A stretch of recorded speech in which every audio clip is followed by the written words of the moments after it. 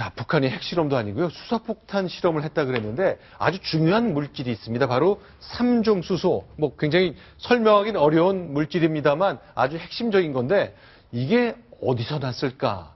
도대체 북한은 어디서 샀을까? 이것을 찾아가는 일이 굉장히 중요할 것 같습니다. 일단 간단하게 좀 설명을 해 주십시오. 이게 뭔지 저희가 영상 좀 준비했는데 그걸 보면서 좀 설명을 듣겠습니다. 네. 네, 지금 이제 그 수소폭탄을 만들려고 하면은 네. 핵폭탄을 가지고 기폭장치로 써서 삼중수소 같은 네. 물질을 핵융합을 시키는 것을 이제 촉진하게 됩니다. 네. 이 삼중수소는 일반 네. 수소에다가 중성자가 하나 더 있으면 중수소고요. 네. 중성자가 두 개 더 있으면 삼중수소예요. 네. 그 삼중수소가 이제 핵 분열을 일으키는 건데 이것은 사실은 뭐 자연 상태에서 존재하지 않으니까 어딘가에서 구해야 되는데 이것이 이제 이 원자력 발전소에서 나오는데 네. 북한이 가지고 있는 영변의 5메가와트에 불과한 작은 원자로 가지고 네. 삼중수소를 생산하기에는 부족할 것이다. 그래서 어딘가에서는 가지고 왔을 것이다. 뭐 이런 예상을 하는 것이죠. 금값의 600배라는군요. 1g 가지고 기준을 했을 때는 42,000원이 금인데 이거는 1g이 2,700만 원쯤 되는 굉장히 비싼 물질을 과연 어디서 샀을까? 이게요.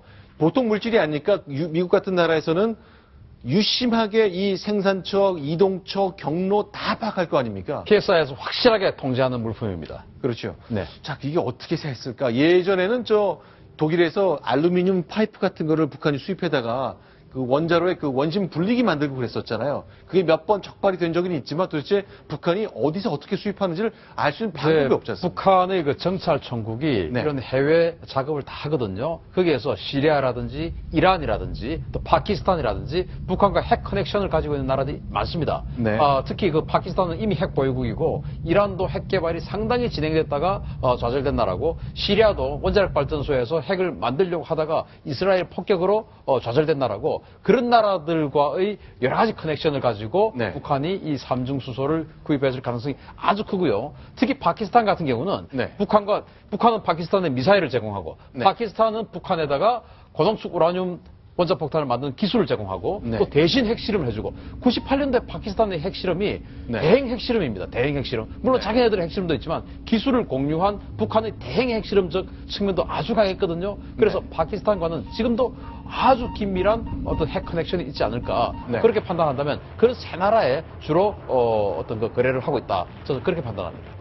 알겠습니다. 자, 오늘, 우리 정부가 결국 그 대북 심리원 방송 재개했습니다만 오늘은 김정은의 생일입니다. 1982년생이니까 만 34살이 되는 해인데, 자, 오늘 뭐 평양에 특별한 모습이 있었는지 모르겠습니다.